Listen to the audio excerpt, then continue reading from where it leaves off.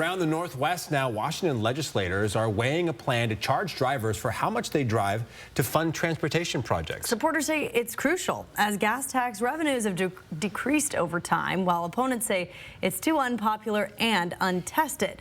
House Bill 1921 would implement a road usage charge, or RUC, for all passenger vehicles. At a rate of 2.6 cents per mile driven, the charge would be calculated based on self-reported odometer readings. The fee would be included as part of a driver's annual vehicle registration fee.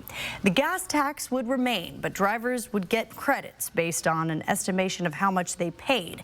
And there would also be a deduction for off-road or out-of-state driving. The proposal would phase in the RUC over 8 years starting in 2027. Jake Fee, a Democrat from Tacoma and chair of the House Transportation Committee, says state transportation funding has faced shortfalls due in part to gas tax revenues declining as people drive more fuel-efficient and electric cars. He also argues the gas tax isn't equitable. If you're driving a vehicle that is older and gets 15 miles per gallon, you're paying $33 per every 1,000 miles that you drive in a state gas tax. If you're fortunate to have a newer vehicle that gets 40 miles per gallon, you're paying $12 per 1,000 miles. Now, Republicans criticize the tax as regressive. They believe the system would be difficult to implement and say existing funds could be used to fund road maintenance and preservation. Ultimately, they say the proposal has bipartisan opposition.